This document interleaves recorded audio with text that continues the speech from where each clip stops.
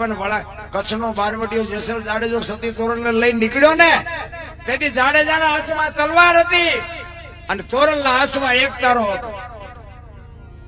અને તોરલ જાડેજાને કહે છે કે જાડેજા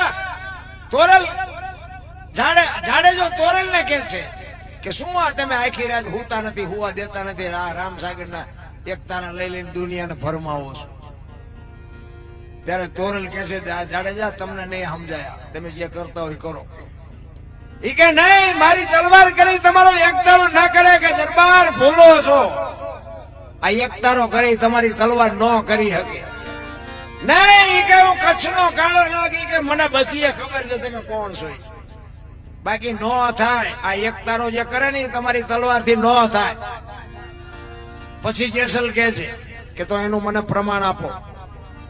અને આ પ્રમાણ વાળી વાતો છે ને એટલે આ દુનિયા ટીંગાઈ રહી છે એની વાહે.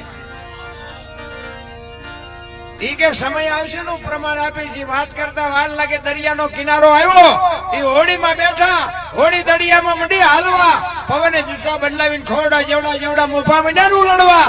તેથી કચ્છનો કાળો નાગ બરફની પાય ડોગળે મીંડો ઓગળવા. તોરલ હોડી હમણાં બુડી જાય ને આપણે મરી જઈશું.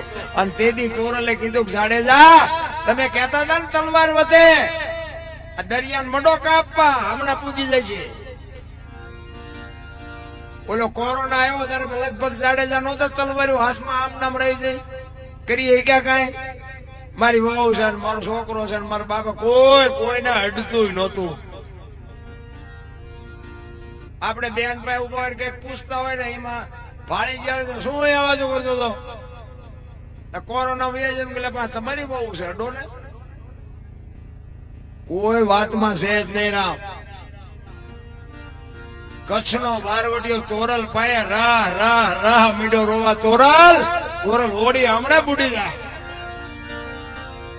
તોરલ કે છે જાડેજા તમે જેને માર્યા ને એ બધાને જીવવું હતું, પણ લોહીની શેડી ઉડેમાં મજા આવતી હતી ને, મરી જાઓ. વહેલું મોડું મરવાનું તો છે, પણ એમ બાપુ મોત સારું લાગે કોઈને?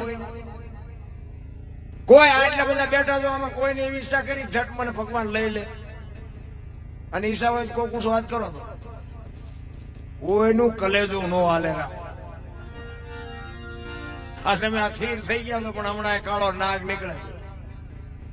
ઉભા રહ્યો હાંભળો, મોત અઘરું છે રામ. કચ્છનો બારવટીયો ચારે બાજુ નજર કરીને હારો નો દેખાડો. એમાં આપણો છેલ્લા શ્વાસ હશે ને, તેથી દીકરા ઉભા હશે ને, ઘરના હશે ને, કુટુંબના હશે, બધા હશે, પણ બાપુ બચાવી નહીં કહી તો કોક એવો જો ભજનનો કોઈ સદગુરુનો એવો સથવારો હશે તો મોત સુધરવાનું છે, ને રોતાય નથી આવડવાનું. તોરલ ભાઈ રગ અને તોરલ કે છે કે ગભરામાં જાડેજા હું તમારી હારે છું, હમણાં અમારો અલગ ધણી હોડી પુગાડી દે છે, હું કામ મુસાવ છું. પણ એ રોકાય આવડા રોકાય. એ વાત કરતા વાર લાગે ને આમ દરિયાના કિનારે પૂગીને લાકડી પડે એમ તોરલના પગમાં પડ્યો. મને આ મારે બતાવો કોની પાસે બાપુ વાતો કરી. અને આખી જિંદગી બાપુ જીવ્યા પછી જાડેજાએ જે ઝેર પીધું છે અને દુનિયા જે એની માથે વિતાડી છે ને એ જાડેજાનો આત્મો જાણે છે. અત્યારે અમારે હિંમત દશા છે,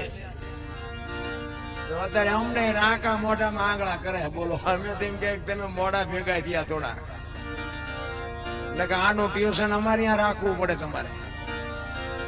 પણ નથી, આ દુનિયા કરવા નથી દે, સાંભળવું નથી, કરવું નથી, કોઈને કરવા દેવું નથી. હું તો એમ કહું છું કે આવા કઈ કામ હોય ને નડો નહીં ને નડો તોય માતાજી સહી કરે કે બેટા તું હારામ હારો શું, નડો નહીં તોય દો નહીં તો કઈ નહીં. એક સુરદાસ હતો ને આમ દીવો લઈને હાલો જતો હતો. સુરદાસ બે આવી કોઈક ડાયો માણા હામો મળ્યો. એ કેલા તું તો સુરદાસ નથી કે સુરદાસ તને દેખાય છે કે ના? દેખાતું નથી તો દીવો લઈને શું રખડે? એ કે દેખાય મારી યાર ભટકાય નહીં તેમાં દીવો રાખ્યો. મને પસાડે છે આવડે આંખું વાળા. અને સાચી વાત નથી. ઓલો નક્કી કર્યા વગર પગ ન મૂકે તો આપણે 40 લાખ ના ત્યાં આમ કરી જાય ખબર પડે મોટી ખાઈટ પડી જાય. સમજીને હાલવા જેવું છે બાપુ.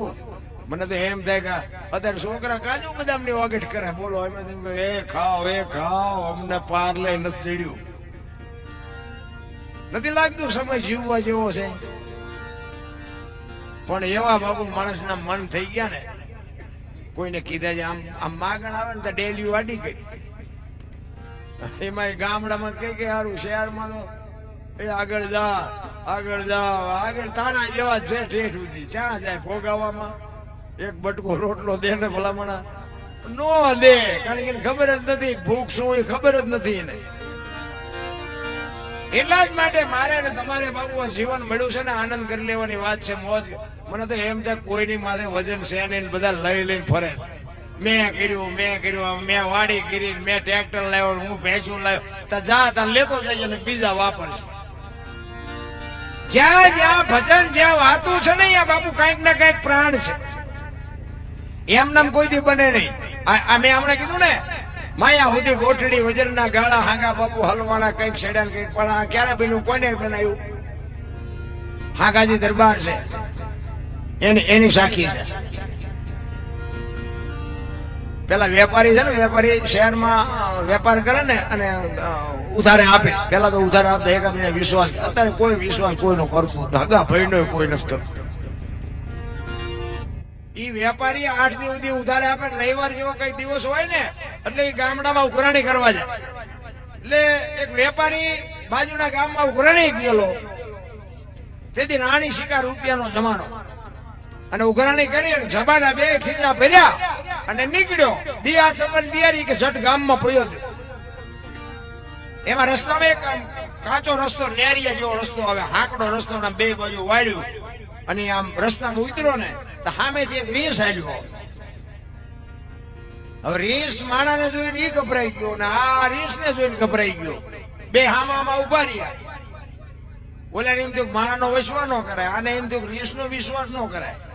2 મનમાં વિચાર કરે હવે કરવું શું. પણ 2 થોડી હિંમત આવી. રીસ ને એમ કે આન પછી હરો હું નીકળી જાઉં, અને એમ કે હરો હું નીકળી જાઉં. એ 2 આમ પડખે આવ્યા ને તો રીસે વેપારી સામું જોયું, વેપારીએ રીસ સામું જોયું ને 4 આંખ ભેગી થઈ ને એટલે ઓલા વેપારીને થયું કે મધુર મારી નાખશે. એટલે રીસના કાન પકડી લીધા. કાન પકડી લીધા પછી રીસ કે હવે આ નો મને મૂકે. એ મીઠો ઠેકડા મારવા. ઓલાને એમ થયું જો મૂકી દઉં મને મારી નાખે. ઓલો મૂકે નહીં, આ છોડાવા આ બધે અને પૈસા જબામાંથી મીઠા હેઠા પડવા. ઠેકડા મારેલ પડે. વિચાર કરવા માંડ્યો કે મૂકી દઉં, જો પૈસા મૂકી દઉં દા મને મારી નાખે. મારે જે પૈસા કરવા માંડ્યા, હવે કરવું 2 ઠેકડા મારતા હતા ને એમાં હાંગાજી દરબાર ઘોડી લઈને આવ્યા. નજીક આવ્યા ને પેલો વેપારી કે એ બાપુ આ કે રીસ ને જોઈ કે ખંખેરું પૈસા ખરે પૈસા. નજીક આવીને બાપુ એ જોયું પૈસા પડેલા જ તે. બાપુ કે અમારા ગામની સીમનું છે તું શેનો ખંખેરા? એ કે બાપુ તો આયલો તમને પકડાય તમારા ગામના. બાપુ ઘોડીએથી ઉતર્યા ને બાપુ કાન પકડાઈ દીધા. એ કે બાપુ મારા ખેરવેલા છે મને લઈ લેવા દેજો. આઈ કે લઈ હાલશે પડે ભેગા કરીને ઉપાડ. એ પછી પૈસા ભેગા કરી જોયો છે વાણિયા હગડ પડ્યા છે. એ દોડ્યો જેવું છે. એ પછી વિયા જાય બાપુ મીંડા કઈ ખેરવા શું કરે. એટલે સંતોન લખવું પડ્યું માયા સુધી ગોટડી વજરના ગાળા હાંગા બાપવામાં હલવાના કઈક સેડા કઈક પાળા. આપણે નથી કઈક હલવાના હોય એવું નથી લાગતું. જીવન અમૂલ્ય છે મારા રામ, જે તમારું મોલ ન થઈ શકે. એક આપણો દેહની રચના છે. મને એમ થાય કે આ દુનિયા તમે જુઓ તો હરિયાસણી હરિદ્વાર વાળા કે દ્વારકા જવું, સોમનાથ વાળા કે પાવાગઢ, તો તાર હાચું ચા છે? ચા હાચું છે એ તો કયો. એટલે મહાપુરુષો કહે છે બોલે એ બીજો નહીં પરમેશ્વર છે પોતે. અકલ બઠા અવળા મથે બહાર જઈને ગોતે ભાણ કે તું ભટકીશ નહીં. મથી લે તારા અંતરમાં ઠીક કરીને બે જાપસ કરવું પડે નહીં કાંઈ. હું ભગવાન મને આ બેઠા એમાં ભગવાન દેખાય છે, તમને આમાં ન દેખાતું હોય તમારો સવાલ છે. મને તો એમ થાય હું બોલું મારો ભગવાન સાંભળે છે, તમને ન દેખાતું હોય મારે હું સમજવું ક્યાં ભગવાન ક્યાં છે. આ હું બોલું છું ને એ તમારા અવાજ, તમારા કાન સુધી અવાજ આવે છે, એ સંભળાય છે, દેખાય છે. એ દેખાતો નથી, એ જ ઈશ્વર છે. અને એ જો દેખાઈ જાય ને તો બાપુ જિંદગીનું કામ થઈ જાય, બસ બીજું કઈ છે નહીં. ભજન ગાવું ને, ભજન ગાવું કરતા કરવું અઘરું છે, કરવા કરતા સમજવું અઘરું છે, સમજવા કરતા જીવનમાં ઉતારવું અઘરું છે, અને જો જીવનમાં ઉતરી જાય ને તો જીરવું બધા કરતા અઘરું છે. ભજન એવી નાની એવી વાત નથી રામ, પણ ભજન કરવાની કોઈને તમન્ના જ નથી. અંદરની વેદના હોય, અંદરની પીડા હોય, ચિત્તની શાંતિ, મનની પ્રસન્નતા, દિલની દાતારી, ગુમડાની રોજ અને ટાઢિયા તાવની ટાઢ એટલું માલિકોરથી આવે. એમના ભજન ભજન નો ઉગે. અને એમાં અત્યારે આ રૂપિયાની પથારીમાં છે ને કોઈને નો હુજે. એ તો ચારે બાજુ બટાછટી બોલે તારે ભજન હુજે. પહેરેલા હગા નો થાય. આપડા જેથી બજાર મૂકી દે, આ ધરતી જેથી માકારા કરે એથી તમને ભજન હુજે, બાકી નો હુજે.